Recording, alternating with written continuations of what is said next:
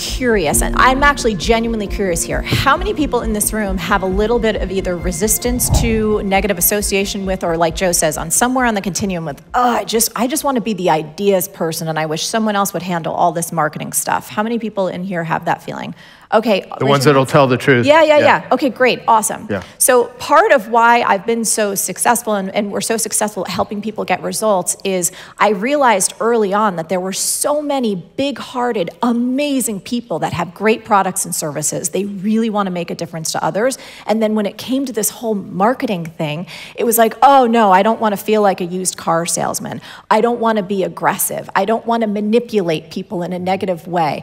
They didn't want to become this kind of a caricature of what they thought marketing and sales was. And anytime people have resistance to it, I say you have resistance to it and you feel a negative association to it for good reason, because there are tons of unethical, shitty, take advantage of other marketing people out there, right? So you're not unfounded in your thoughts. But one of the things I like to say is that there's this whole other style of marketing, something that we like to talk about in V-School, and I often like to teach people, called modern marketing. And this is where the best of your humanity comes out, not the worst. And so I often say, like, do you like recommending great restaurants to people? Like, how many of you like recommending amazing restaurants to friends? Awesome. What about like a favorite movie or a new show on Netflix or Hulu, or like you see something or you read a book, you're like, oh my God, I gotta tell everybody about that, right? That's all modern marketing is. It's understanding that qualities like generosity, transparency, giving to others, empathy. I actually think that the best marketing is empathy in action. Your ability to step into the shoes of another human being and to feel not only their pain and frustrations, but their dreams and aspirations, and be able to articulate that almost better than they can. So many people feel unheard these days. So many people feel like they're just screaming into a black void because no one actually cares about them. So many people, and this is one of the things I've discovered, and you were asking me, what do I think is part of underneath our success in marketing, is because we genuinely care and we're genuinely mirroring back to people the exact words, the exact phrases that they're thinking to themselves at night. We call it night sweats and wet dreams. And I know that's a little graphic, but I like graphic. So all of us, I think as entrepreneurs, I've certainly had those nights where you have anxiety. You wake up in the middle of the night, I did at least, going like, I don't know if I have what it takes to be an entrepreneur. I don't know if I can pull this off. Like, maybe I'm an okay life coach, but as a CEO, I kind of suck. I need to up-level my skills. And so many of our customers and our clients are laying in bed at night stressed out about something, right? They feel so much shame, they feel so much anxiety, and no one's giving voice to it. And as a modern marketer, for you to be able to express that with compassion, understanding, standing shoulder to shoulder with them, and then on the flip side, being able to paint those dreams and aspirations and have a vision for people beyond what anyone else in their life has for them, my goodness, when you articulate that vision, and again, this is our understanding, we do a lot of surveys, I talk to a lot of people, there's so many folks that we are exposed to in our business, they don't have anyone else in their life to talk to. Their families don't believe in them. Everyone's stressed out and in survival. And anytime they start to articulate their dreams to someone, they're either made fun of, or you're a dreamer, or that's not actually going to happen. And as marketers, we have this incredible opportunity to imbue people with possibility and transformation. I don't care what the hell you're selling. I don't care if it's a luxury thing. I don't care if you're solving problems. But I think as marketers, one of the most incredible things we can do is fall in love with marketing. I love that you and Dean call it I Love Marketing, because here's my frame on it. If you have something that you believe in, a product or a service that you absolutely know in your bones is going to make a difference to another human, if you don't do everything you can to market the heck out of it, you are stealing from those who need you most. And I mean stealing. You are stealing a possibility. You are stealing a gift of a better life. You are stealing a possibility of who they could be, of them reaching into their full potential if you're holding back because you don't want to be aggressive. Fuck that shit. Do you know what I mean? Sorry, again, I'm from Jersey, and hopefully... but you believe me, that just makes it so much better. I mean, we got a good video clip there. Marie Forleo said, fuck that. Okay. But it's true though, and I used to say this, and it's like, if you had the cure for cancer, right, would you have any hesitation whatsoever screaming it from the mountaintops? Exactly. No, you wouldn't. And so you can't think of your product or your service in any lesser terms. And if you do, then you need to fucking make your product or your service way better so that you do feel that way about it, so you go out and scream. No, I love it. I love that. That's so useful. And here's what I want to back it up with. Like, hype used ethically is massive enthusiasm for what you're selling. Hype used unethically is lying, misleading, bullshitting, exaggerating, making claims that you can't and won't fulfill. And where people end up hating marketing is you see a lot of very capable people that have terrible characters. They're utilizing the marketing and they're saying something that's similar to, I believe in it so good, I'm doing a disservice if I don't sell you this shit in a box over here. If the actions and the deliverable, and the thing that's funny is I'll often have people that will come to me like, oh my God, look at this amazing testimonial that I got. And I'm like, that's awesome. And that's what should happen.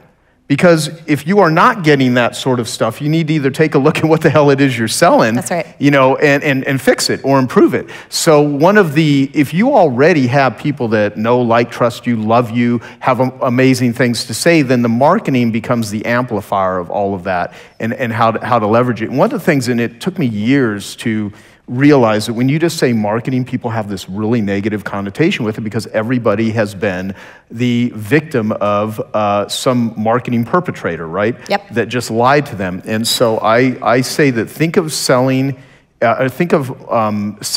as influence, and think of marketing as storytelling. Because if you are more influential and you tell a better story, just everything you're doing is going to get a better result. This is something good that we remember on our team. We use it all the time. Facts tell, stories sell.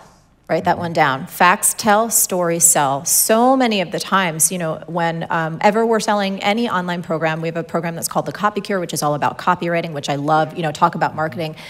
I consider myself a lifelong student of marketing. I can never learn enough. I'm always going back to the fundamentals. I'm always going back to my own writing, my own offers, going like, how can we make this better? How can we deliver even more for our customers? How can I communicate even more effectively? And I think as business people, when we're on a mission, again, and when we believe in our stuff, we do have to tell better stories. And some of the best stories to tell are your customer stories. Those are some of the best. And it's like any objection that comes up in terms of people going, oh, well, why should I either sign up for this, buy this product or service? Oh, you remind me of Michelle. Michelle actually had that same hesitation. She didn't think she could do B-School because she had 6 kids under 6, but then she did it, and she made an extra $200,000 that year, and that was all the proof that she needed that she actually did have time to do it. So matching customer stories to any potential concern or objection is a great way to very seamlessly and very fluidly help your customers see the value in what you do and tell better stories. Yeah. I'm curious here, who has ever pined or chased over someone who was unavailable? If you have, raise your hand. Or treated you poorly in any way. Right. Okay, interesting. So there's a reason why we, on a logical level, we're like, oh, this person is not good for me. They're unavailable, emotionally unavailable, whatever it is. But then everything in your body's like, yes. And so there's a reason it lies in this experiment with rats. So they've done an experiment where they took rats and they had them in a cage, and there's a lever, and every time the rat pressed the lever, they got a pellet of food. And then the scientists were like, okay, well, every time the rats know they press the lever, they get the food, okay, continuous reinforcement. Well, what happens when sometimes we give them food when they press the lever, but sometimes we don't? And what they found was the rats got completely obsessed with pressing that lever over and over and over again until they would stop grooming themselves. Some of them died. They wouldn't drink water. And casinos know this, right? Why are the slot machines the most profitable? And it happens in our romantic relationships. When someone gives us just a little bit of attention, and then they pull back, and then they check their IG story, and then they pull back, and then they message you that they miss you or whatever it is, you are getting intermittent reinforcement. You don't know when the reward is going to come. So when you even get a little bit, you get so much dopamine. There's so much of an intensity, and that is what gets you hooked. Yes. And the way to hack that, by the way, is instead of just looking at the dopamine hit, just ask yourself this question. Who this person is in the world, how they move through reality, the impacts they leave, the wake behind them. Are you in love with that? Because if you check that question and you pit it against the dopamine hit, you'll see that if you're not in love with who they are in the world, then you're just on drugs. You're just the rat hitting the bar. Yeah? Yeah. Wow. It's pretty good. Also, conflict. Yeah. We mentioned conflict, and I just want to give a plug for conflict because I literally help conflict resolution. That's my wheelhouse. Conflict is like going to the gym. Okay, the heart is the muscle. You go to the gym, how do you build a muscle? It has to rip and then grow back. Every time you have a conflict with your partner, if you know the technology of how to alchemize that conflict into intimacy, which is a skill set, but if you know how to do that, you literally turn that conflict into an upgrade of understanding and mutuality and collaboration. Every conflict is a collaboration trying to happen that got stymied. Okay? So if you can see every conflict is, okay, how can I turn this into growth? Not a tear in the heart muscle, but a tiny rip that makes it stronger. That there's a whole new availability. Conflict doesn't mean you're not with the right person. Conflict means you're with the right person to build your heart muscle. All right, so you really, your focus is on, when people break up. So after a breakup, what's the best thing one can do and maybe the worst thing one can do? Yeah, I'll start with what not to do. Don't stalk their social media. I know it sounds simple, but understand what's happening in the brain, right? When you're with someone for months, years, decades, you have neural pathways that have been wired together. And so after the breakup, your body is in a state of shock. And even though you know on a cognitive level that it's over, your body's like, well, get me the dopamine, get me the oxytocin. So it's going to drive you to check their social media, to try to make up excuses to see them, to have that closure talk. But every time you do go down memory lane, you're only strengthening those old neural pathways and you're not letting them prune away. So that is why you want to do chunking. I would say start 30 days, because if I just say forever, it's too overwhelming. Assess in 30 days and do another 30. The next thing to stop doing, you know those get-togethers when you get together with your friend and then suddenly they're a narcissist and you pathologize them? Don't do that. Do not vilify your ex. And this doesn't mean that what they did isn't horrible or that it's right or wrong, but here's the thing. If you are constantly blaming your ex, analyzing your ex, hoping for your ex to change, vilifying your ex, you are still in a relationship with your ex. You're just in a relationship with someone who's not in a relationship with you. And sometimes we hold on to the pain because that's the last part of the relationship we've got left. And I've seen people hold on to it for months, years, decades, and they're still in a relationship with this person. So don't do those things. Themselves. Wow. And I would say quickly what to do. Just one thing about the demonizing the ex. Here's the deal. Once you love someone, if you really love them, you never stop. Your heart loves them forever. So when you love someone and then you demonize them, the part of you that loves them, you're now demonizing that. And so you create self-loathing and it reduces your self-esteem. So you want to make sure your breakup leaves your partner with more dignity and self-esteem than they came in with. Because that's what keeps your dignity and self-esteem up. And the quality of your last breakup governs the success in your next relationship. So you want to do it in a way that you can triumphantly sign your name to. And it's worth the effort to go back to the ex that has the unfinished business and clean it up in a way that you can sign your name to triumphantly, because that's who you are moving into your next relationship. Yeah, I love that. Yeah. I think then in what to do is give grief the respect it deserves. When you lose someone, whether it's to separation, rejection, death, whatever it is, you go in a natural state of grieving. And as I work mainly with high achievers, and high achievers just want to get over it. They want to, it's like, how can I bypass this? Well, you can't. And that's what causes you to have luggage, right? Baggage. You bring that baggage with you because you never process it. I remember, why did I think I was going to grow up to be a breakup expert? I was a complete failure to my parents. They wanted me to be an accountant. But, when I went through a traumatic breakup and I completely broke. I spiraled into depression. I had suicidal thoughts. And I had so much shame because I felt pain. And my friend said to me after a while, just get over it. This happened for a reason. And I couldn't understand why I was going through that, and I felt so stupid. And now I understand we are all going to lose someone we love in some way. And if you don't give grief the respect it deserves, it stays within you. So I would say do that. And Kubler-Ross has great books on mourning and grieving. It's a whole process, and you want to track the process. One thing I want to say, never break up in a fight. Ever. Never break up in a fight. It's not trustable. It also reduces your self-esteem and your self-esteem. So, as I said earlier, you want to break up from, think of your relationship as a terrain, like a topography. Find the most highest, beautiful, most poetic vista. Stand there and break up from that place. Because that doesn't reduce the dignity of the other person. They can feel your love and your commitment and your reverence of the relationship. And by the way, when you break up, it's not a failure. Everybody thinks of breakup as a failure. When you graduate university, it's not because you failed. You graduated, you got all the education, everything you need. Relationships are education. And when you shift out of the relationship, it means you've graduated. You got what you came to get, which is a nutrient or an education or some information that you didn't have until then. And every couple that you see together, that you're like, they shouldn't be together, they should. Every couple that's together is supposed to be together, and they'll be together until they get that nutrient, that education, that wake up of how to care for another person's feelings, or how to stand up for your own needs and not just, be steamrolled and doormatted by your partner. They have to learn their education, and then once that happens, it'll organically disintegrate. So I never try to force a breakup. I just ask questions that are poised, the answers to which help the person realize that the person they're with isn't a trampoline for their dreams and isn't a sanctuary for their heart.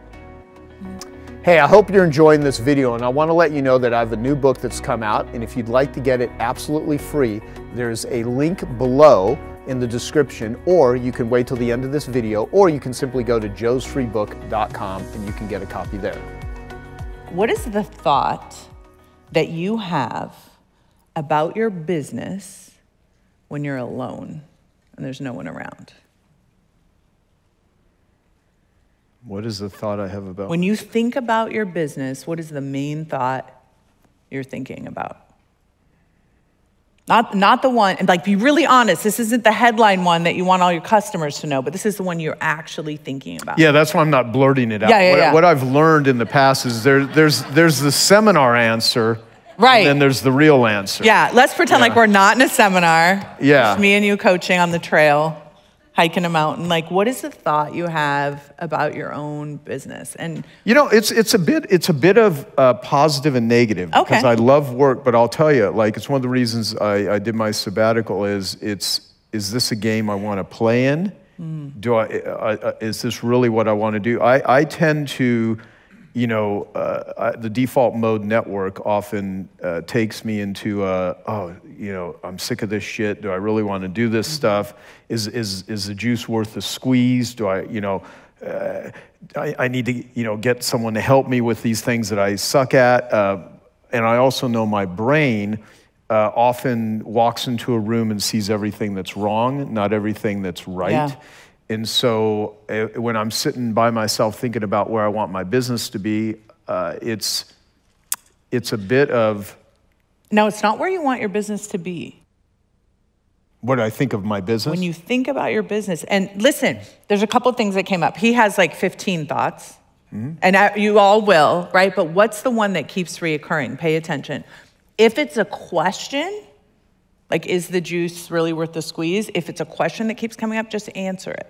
Just answer the question. That's the thought, right? And find that one thought that's reoccurring. And it may be something like one of the thoughts that you offered was, I need to get help. Yeah, I'll tell you, the thing, so for instance, my book, the proceeds of my book go to Genius Recovery.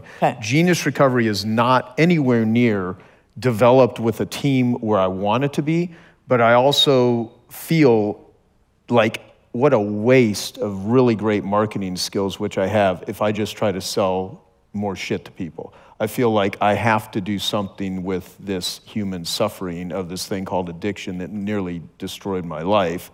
And I do believe I know how to do that in terms of I know what someone can do to get help, because but I think my business needs to do that, but I also don't want to sacrifice myself as a result of it, meaning I can often, play into that role of, let me try to save everyone and neglect myself in the process. Yeah, so a lot of what you're saying is your personal passion around it, but there's so many negative thoughts that you won't even recognize that you're having. So one of your thoughts was, it's nowhere near where I need it to be. This is actually a really common thought that a lot of people have about their own business. So maybe some of you can relate to this. It's nowhere near where I want it to be. Okay, so let's just use that one as an example. Just grab the one thought.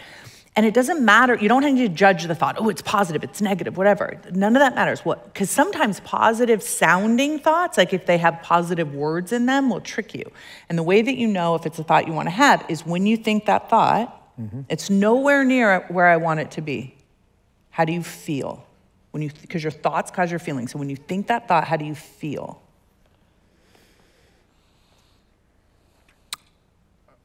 Sometimes I feel awful while simultaneously like, let's beat this motherfucker. Now, he switched thoughts. You can't switch to let's beat this motherfucker. That's a new thought. And that thought feels good. And that thought feels motivating. You can't just switch it. But if you stay on the one, it's nowhere I need to be. Doesn't feel good? Feels awful, you said? Yeah. It feels, sure. It's not like it feels like awful, like horrible. Stay with me. Don't go, think about it. Doing a therapy session. No, it's really important. Yeah. It's nowhere where I need it to be. My business is nowhere where I need it to be. It's one word. You can only answer one word feeling.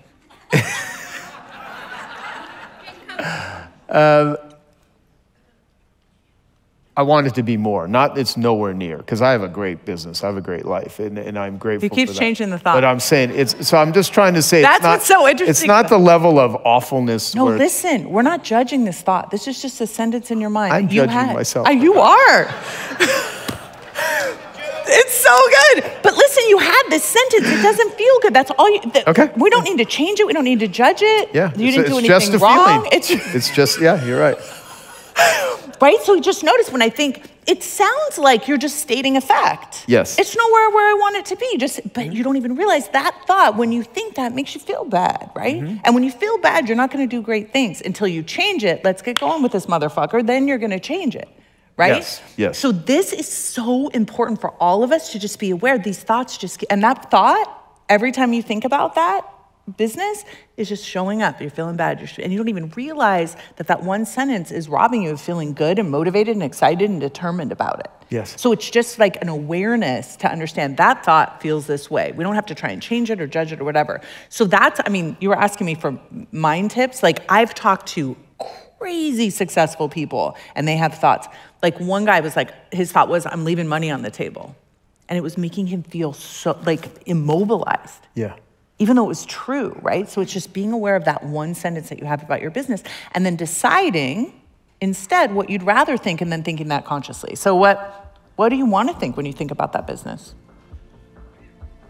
And I often do. I feel grateful. I mean, there's a couple billion people on the planet right now, their dreams would come true if they could trade places with me or most people in this room for even an hour. I know not all of you guys are trying to be Miss Fitness Olympia, bodybuilders, or in the fitness industry. For me, it is an outlet.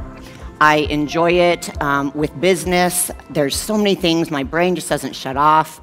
I have 2 kids. I'm a single mom, so I'm nonstop, and I needed a positive outlet for me. So this has become that outlet. I'm also very competitive, and I love challenges. I mean, you guys all are here because you're successful, you're driven.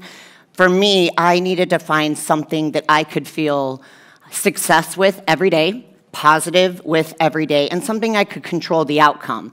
There's so many things in our daily life that we can't control. You can control what you do. So whether it was 10 minutes just kind of going for a simple walk or an hour intense workout, it was something I could control, and I did something about it. So, a lot of us don't have time, or we say that we don't, and that's our excuse.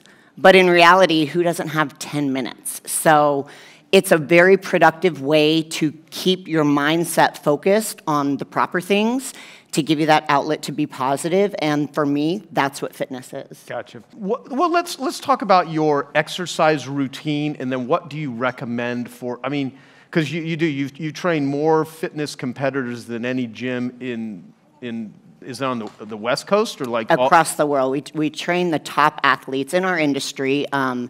Primarily women. We do train a few men who compete, but we're not into bodybuilding. So that is the term. And for anyone who's not very familiar, what I do is the fitness division, where I do the flips and the choreographed routine and strength moves, plyo push-ups, tumbling passes. So it's not flexing on stage. They do obviously judge your physique, but it's primarily women we train, and so we train the largest number of top 5 athletes in the world for all the women's divisions. So what is like your workout routine? Because I would imagine most people think, oh, Whitney, you work out all day long and you have to eat this. You know, I mean, like, give us some insight into how you train and how you exercise and what you think makes the most difference. Honestly, people do. They think I'm in the gym working out 6 hours a day, and that's definitely not the truth. I would probably be poor with no income, and my kids would not like me as a mom. But I always start every day with 30 minutes of just walking on my treadmill in my house. That's more my meditation. It's the way I start my day. It's the way I plan my day, thinking about the things I need to do, trying to just kind of start fresh. So that is part of my exercise. Super simple. I mean, literally, it's walking. So you're not running. You're literally walking. And you're just you're getting your body moving and your mind thinking. Yes. You're moving meditation, basically. Correct. I mean, because mindset is the driving force for most people that kind of sets that pattern for the day. For me, it's super important. If I sleep late and I don't get it in, my days are always a little off. So it's my time to focus on breathing, just focus on my positive thinking. It's not sitting on the treadmill working and returning emails, texts, whatever. It's focused time for me before I really, boom, hit the ground so let me ask you, do you look at any screens at all? Do you watch anything?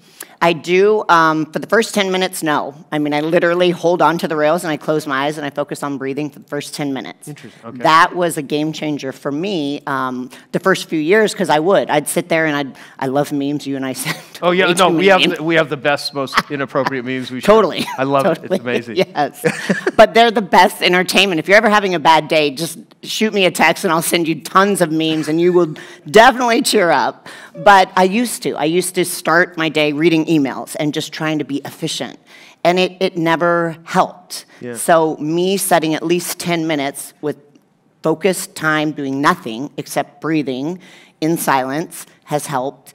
And then I will, maybe it's listening to a motivational podcast or music, just kind of depending on my mood. I don't work, though, at that time. Okay. Because for me, as soon as I'm done with that, my workday starts and it goes till about 1 a.m. every morning the next day. So long days, if I don't have that time, which most successful entrepreneurs do that. They find that point in the day, and it may not be in the morning, whatever works for you, but you have to have that time that's focused on kind of resetting and then prioritizing what it is you need to do and being organized. Okay, I hope you found that video awesome and useful. So if you want to get a free copy of my book, I want you to click here. And if you want to watch some more videos that'll be useful and awesome, click here. Go ahead. They're over here. Do it now. Come on. Thank you. Watch them.